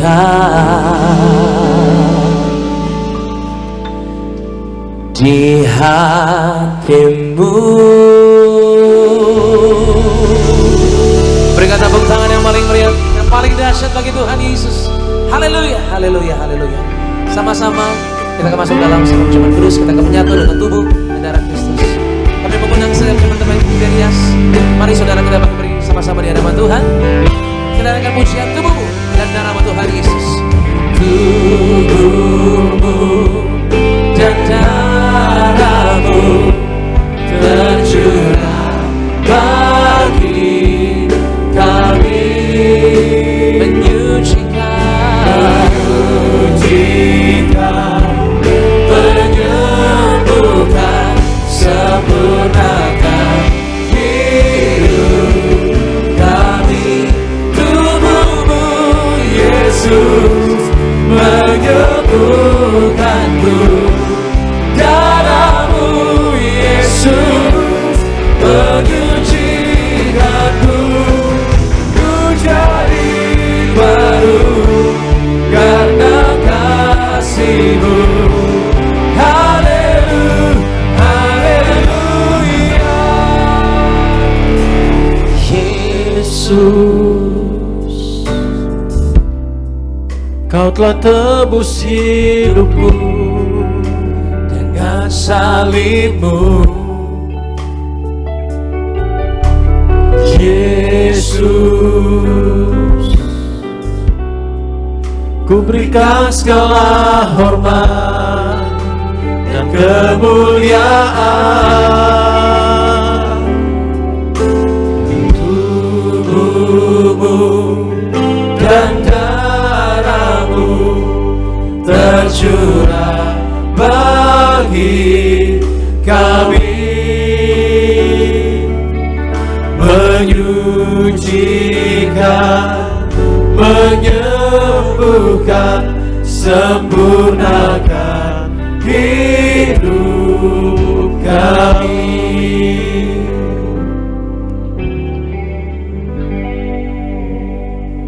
Dan ketika Yesus dan murid-muridnya sedang makan, Yesus mengambil roti, mengucap berkat, memecah-mecahkannya, lalu memberikannya kepada mereka dan berkata, ambillah, inilah tubuhku. Sesudah itu ia mengambil cawan, mengucap syukur, lalu memberikannya kepada mereka dan mereka semuanya minum dari cawan itu. Dan ia berkata kepada mereka, inilah darahku, darah perjanjian yang ditumpahkan bagi banyak orang. Aku berkata kepadamu, sesungguhnya aku tidak akan minum lagi hasil pokok anggur sampai pada hari aku meminumnya, yaitu yang baru dalam kerajaan Allah. Dulu saya nggak ngerti ketika Pak Pariaji perkatakan kita akan seperjamuan kudus di bumi, seperjamuan kudus di sorga. Di awal-awal saya ke gereja Tiberias saya nggak ngerti. Sampai satu hari firman Tuhan ini membuat saya mengerti akan janji kasihnya Tuhan. Satu hari nanti kita akan perjamuan kudus dengan Tuhan Yesus dalam kerajaan sorga. Dan saya semakin dibuat Tuhan Yesus mengerti ketika satu hari bulan September tahun 2009, mama saya jatuh di rumah dan ada tulang bagian sininya yang patah. Ketika dokter mau melakukan tindakan operasi recovery tulangnya, ternyata masalahnya jatuhnya itu ternyata mama saya ada kena serangan jantung yang sebelumnya nggak pernah terjadi. Dan kami berdoa buat pemulihan mama, terutama puji Tuhan akhirnya bisa ditemukan masalah di jantungnya dan dalam berkat pemulihan yang dari Tuhan. Ketika kami di rumah sakit sedang berkumpul, mama juga baru ada temannya datang lagi ngobrol dan sebagainya. Dan lagi dalam proses treatment dokter, dan ketika kami berkumpul keluarga hampir semua, saya 10 bersaudara. Dan di ruangan itu kami ngobrol dan sebagainya. Tiba-tiba saya melihat ke mama saya, badannya pucat. Udah putih saudara, putih. Lalu saya pegang kakinya, dingin, saya teriak, mama, tensinya udah drop saudara.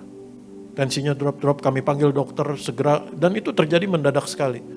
Dan kami panggil dokter, panggil suster, dan dokter katakan udah terlambat. Udah gak keburu untuk didorong ke ruang ICU. Dan dokter melakukan yang dokter bisa lakukan pada saat itu, dan Tuhan Yesus membawa kami, menuntun kami, keluarga kami untuk berdoa buat mama. Dan kami berdoa, Tuhan, kami minta anugerah-Mu Tuhan, ekstra waktu, perpanjangan waktu. Dan puji Tuhan, Tuhan kasih ekstra waktu 10 tahun.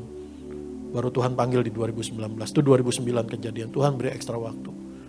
Untuk mama semakin mengalami kasih-Nya Tuhan. Mama saya menjadi seorang pendoa di dalam rumah tangga, di dalam keluarga kami. Jadi kalau saya ada sekarang hasil doa mama saya.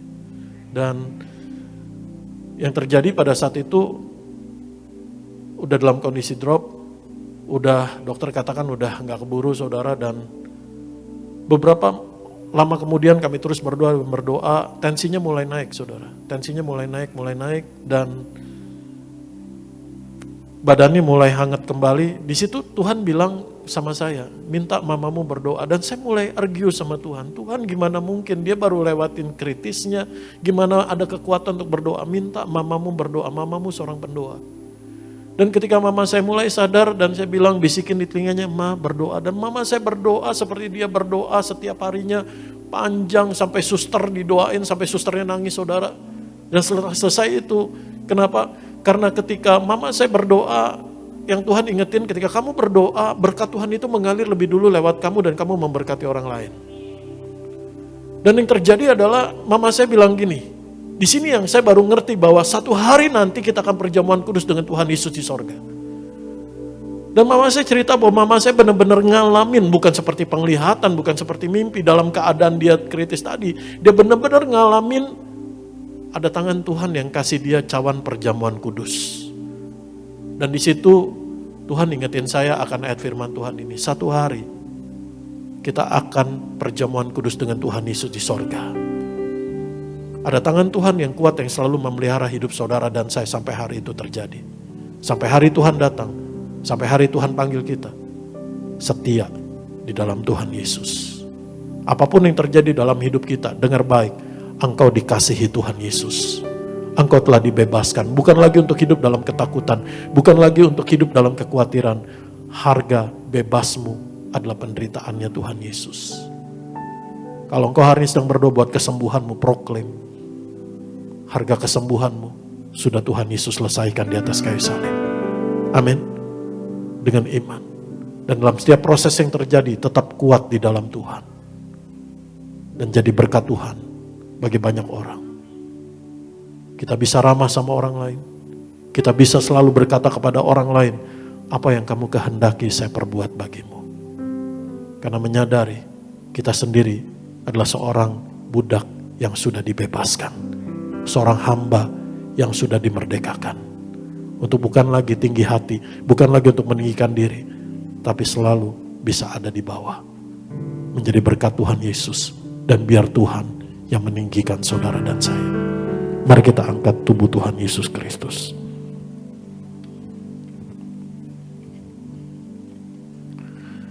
Terima kasih Tuhan Yesus. Tubuh darah Tuhan Yesus yang kami terima adalah penebusan Tuhan Yesus dengan harga yang sangat mahal. Semua pengorbananmu Tuhan, penderitaan, siksaan, rasa sakit, kesengsaraan yang sudah Tuhan Yesus pikul, menggantikan kami untuk membebaskan kami, melepaskan kami, dan membawa kami dalam perjanjian Tuhan Yesus. Satu hari bersama Tuhan Yesus, perjamuan kudus di dalam kerajaan surga. Satu hari nanti kami akan menerima cawan dari Tuhan Yesus untuk perjamuan kudus. Terima kasih Tuhan. Dalam nama Tuhan Yesus, kami mengucap syukur dan mengucap berkat. Inilah tubuh Tuhan Yesus Kristus.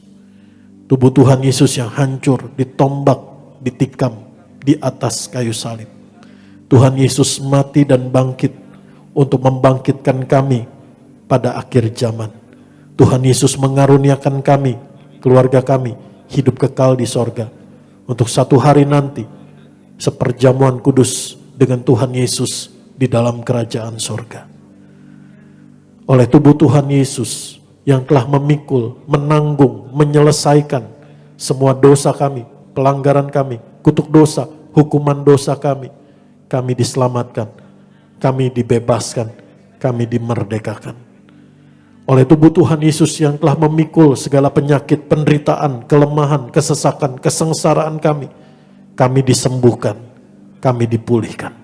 Dari ujung rambut ujung kaki, kami, keluarga kami, dalam nama Tuhan Yesus sembuh, sehat sempurna. Tidak terkapar sakit, tidak terkapar di meja operasi, tidak pikun, tidak lumpuh, tidak koma, tidak terkapar di ruang ICU. Di dalam nama Tuhan Yesus Kristus, kami percaya oleh tubuh Tuhan Yesus yang terpecah, tubuh jiwa roh kami disembuhkan, dipulihkan, disegarkan, dipenuhi Tuhan Yesus Kristus. Dalam nama Tuhan Yesus, inilah tubuh Tuhan Yesus.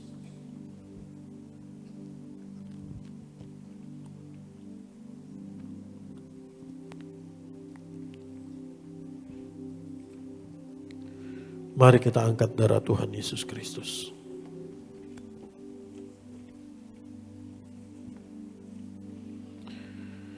Dalam nama Tuhan Yesus, kami mengucap syukur dan mengucap berkat. Inilah darah Tuhan Yesus Kristus, darah perjanjian yang baru dan yang kekal. Oleh darah Tuhan Yesus, darah anak domba Allah yang sangat mengasihi kami diampuni, kami diselamatkan, kami dikuduskan, kami dibenarkan, kami disempurnakan. Oleh darah Tuhan Yesus kami telah ditebus menjadi milik kepunyaan Tuhan Yesus. Dan Tuhan Yesus yang menjaga, memelihara, memberkati hidup kami, keluarga kami. Berkumpul di bumi dalam damai sejahtera, sehat, sukacita, kecukupan, bahkan kelimpahan. Menjadi berkat Tuhan Yesus bagi banyak orang. Dan berkumpul di dalam kerajaan sorga. Tuhan Yesus memberkati kami punya rumah di bumi dan di sorga. Dan Tuhan Yesus menjadikan hidup kami di bumi seperti di sorga. Karena ada Tuhan Yesus menyertai kami senantiasa. Kami percaya oleh bilur Tuhan Yesus yang telah menanggung, memikul, menyelesaikan, tetelestai di atas kayu salib segala dosa kami, segala penyakit kami, segala kutuk dosa, segala hukuman dosa, segala penderitaan kami, kelemahan kami, segala pergumulan, kesesakan, kesengsaraan kami sudah Tuhan Yesus selesaikan di atas kayu salib. Dalam nama Tuhan Yesus, oleh bilur Tuhan Yesus, kami sudah sembuh. Dari ujung rambut, ujung kaki, setiap organ-organ tubuh kami sehat sempurna. Setiap fungsi tubuh kami sehat sempurna. Setiap sel tubuh kami sehat sempurna. Setiap tetes darah kami sehat sempurna. Setiap tulang-tulang, otot, sendi, syaraf kami sehat sempurna. Setiap panca indera kami sehat sempurna. Setiap hormon-hormon imunitas tubuh kami sehat sempurna. Sembuh dalam nama Tuhan Yesus. Jiwa kami juga disegarkan. Jiwa kami dipulihkan. Ada ketenangan, ada kelegaan, ada damai sejahtera, ada sukacita, ada ketentraman, ada keamanan. Bisa tidur nyenyak dalam nama Tuhan Yesus Kristus. roh kami dipenuhi Tuhan Yesus. Dari ujung rambut ujung kaki oleh darah bilur Tuhan Yesus. Kami, keluarga kami proklaim sudah sembuh. Saudara masing-masing doa apa yang menjadi doamu. Kami berdoa buat Ibu Marta dalam anugerah Tuhan Yesus. Hasil PET scan-nya sembuh, sehat, sempurna. Hasil lab darahnya semua normal. Lukas juga selalu disertai, dipelihara, dijaga Tuhan Yesus. Kami juga berdoa di dalam nama Tuhan Yesus. Ibu Naomi Yokebet, tulang belakangnya sehat sempurna dalam nama Tuhan Yesus. Ribka juga kandungannya sehat sempurna. Kami berdoa dalam nama Tuhan Yesus Kristus. Juga Ibu Daniati Pariaji, Ibu Gembala Sidang kami selalu dijaga, disertai Tuhan Yesus. Panjang umur, sehat, penuh kuasa kemuliaan Tuhan Yesus. Penuh kasih karunia Tuhan Yesus di dalam melayani domba-domba yang Tuhan Yesus karuniakan.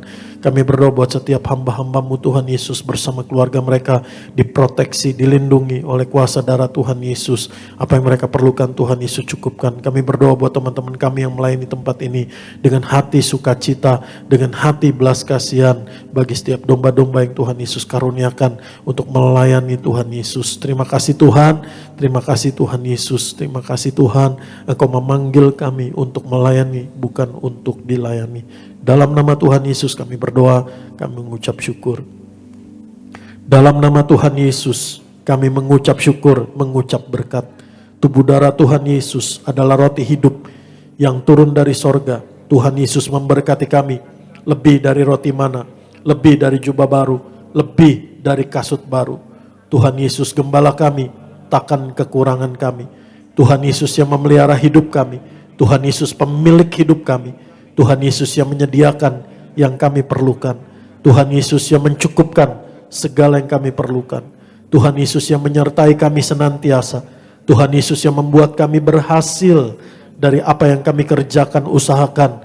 Tuhan Yesus buat berhasil dan mendapat hasil yang baik dalam keadaan yang baik di dalam Tuhan Yesus. Dan kami bisa menjadi berkat Tuhan Yesus bagi banyak orang. Satu hari nanti Tuhan Yesus datang kembali.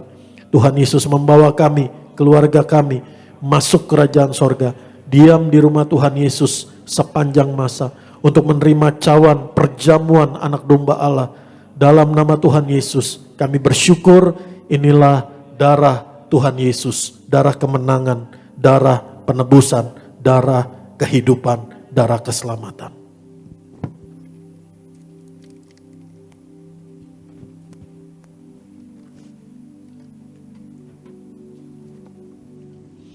Terima kasih Tuhan Yesus buat setiap tetes darah Tuhan Yesus. Buat tubuhmu Tuhan Yesus yang telah hancur.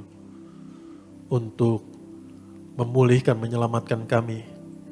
Yang dahulu kami rusak dan hancur oleh karena dosa. Tuhan Yesus pulihkan kami. Tuhan Yesus baharui kami. Terima kasih Tuhan. Dan Tuhan Yesus membawa kami setiap hari untuk menerima, mengalami kasih kebaikan-Mu Tuhan Yesus yang gak pernah layak kami terima. Tapi Tuhan Yesus mengaruniakan karena Tuhan Yesus sangat mengasihi kami. Ini yang terjadi dalam hidup kami.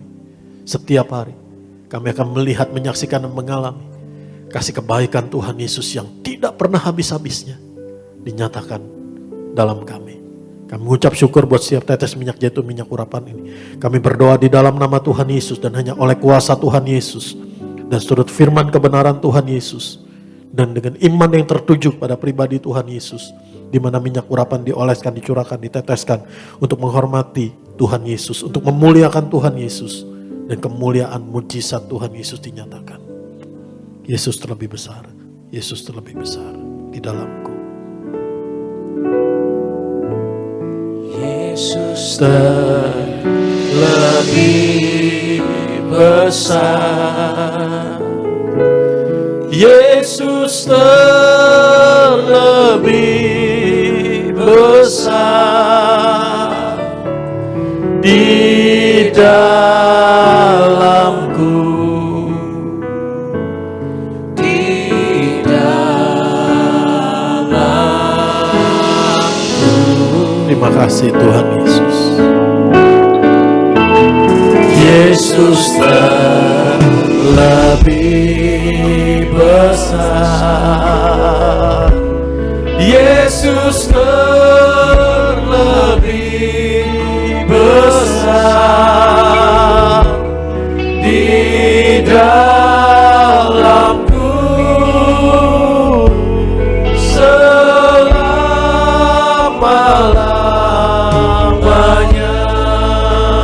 dalamku, di dalamku, Yesus, selama-lamanya. Angkat kedua tanganmu. Apa yang tertulis dalam Mazmur 71 ayat yang ke-7 digenapi dalam hidupmu. Bagi banyak orang, hidupmu tanda ajaibnya Tuhan. Sebab Tuhan Yesus tempat perlindunganmu. Tuhan menolongmu, Tuhan melepaskanmu, Tuhan memerdekakanmu, dan Tuhan Yesus menjagamu, menuntunmu senantiasa. Tuhan Yesus membaharui kekuatan dan semangatmu. Tuhan Yesus memberkatimu dengan berkat pemeliharaan terbaiknya. Bahkan di tanah yang kering sekalipun, ada berkat Tuhan Yesus mengalir bagimu. Tuhan Yesus menjaga hidupmu, keluargamu seperti taman yang diairi dengan baik. Dan hidupmu seperti mata air yang tidak akan pernah kering. Kasih anugerah Tuhan Yesus selalu mengalir, memenuhimu. Kasih yang sempurna dari Allah Bapa di sorga. Damai sejahtera, sukacita, kesehatan, anugerah berkat terbaik dari Bapa di sorga yang sangat mengasihimu di dalam Kristus Yesus Tuhan memenuhi hidupmu. Kasih karunia Tuhan Yesus menyertaimu. Dan pertolongan Allah Roh Kudus yang setia, mengasihi, menolong saudara dan saya akan selalu menjagamu, menuntunmu. Sampai hari Tuhan Yesus datang kembali untuk memahkotai kita kekal di dalam kerajaan sorga. Bersama Tuhan Yesus sepanjang masa. Sampai hari itu terjadi, setiap hari engkau sendiri juga akan terheran-heran, tercengang-cengang, terpesona, melihat, menyaksikan, dan mengalami sendiri, menerima kasih kebaikan Tuhan Yesus, kasih setia Tuhan Yesus yang tidak pernah habis-habis. Di dalam nama Tuhan Yesus, kita katakan, amin. Shalom saudara. Oh God, I worship you.